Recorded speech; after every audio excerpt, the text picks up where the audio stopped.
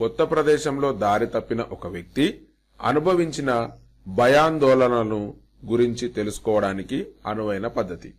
Options కనుక పరిశీలించినట్టయితే వ్యక్తి అధ్యయన పద్ధతి, అంతః పరిశీలన పద్ధతి, ఇంటర్వ్యూ పద్ధతి, ప్రయోగ పద్ధతి. ప్రశ్న కనుక మరొకసారి చదివినట్టయితే కొత్త ప్రదేశంలో దారి తప్పిపోయినటువంటి వ్యక్తి అనుభవించిన భయాందోళనలను గురించి తెలుసుకోవడానికి అనువైనటువంటి పద్ధతి ఏది అని అడుగుతున్నారు.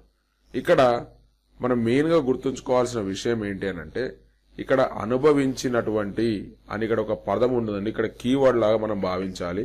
అనుభవించిన అనే పదం మనకు వచ్చింది అనగానే మనం మెయిన్ గా అంతః పరిశీలన పద్ధతి అనే ఆప్షన్ పైకి మన ఫోకస్ అంతా వెళ్లిపోవాలి. ఎందుకనంటే ఇక్కడ అంతర్పరిశీలన పద్ధతి ఏమని చెప్తుందనంటే వ్యక్తి తన అనుభవాలను, అంతర్గత భావనలను ఆలోచించడం, విశ్లేషించుకొని నివేదించే పద్ధతిని మనం అంతర్పరిశీలన పద్ధతి అని అంటాం.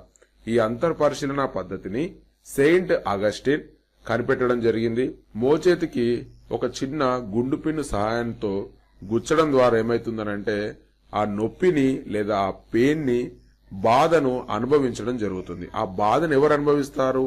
ఆ వ్యక్తి అనుభవించడం జరుగుతుంది. సో ఆ పెయిన్ ని వివరించాలంటే కూడా ఆ వ్యక్తి వివరించాలి. అది ఎలా నొప్పి వస్తుంది అనేది, ఆ నొప్పి అనేది ఏ విధంగా ఉందనేది ఆ వ్యక్తి వివరించాలి. ఇక్కడ ప్రశ్నలో చూసినట్టయితే కొత్త ప్రదేశంలో దారి తప్పిపోయినటువంటి వ్యక్తి అక్కడ అనుభవించినటువంటి భయాన్ని గురించి తెలుసుకోవడానికి కావాల్సినటువంటి పద్ధతి ఏంటనంటే అక్కడ భయపడ్డ విషయాన్ని ఆయన అనుభవించినటువంటి ఆ క్షణాలను వివరించేటటువంటి పద్ధతి ఏదంటే అది అంతర్పరిశీలన పద్ధతి అని మనం ఇక్కడ ఆప్షన్ ని అంతర్పరిశీలన పద్ధతిని చూజ్ చేసుకోవాల్సి ఉంటుంది.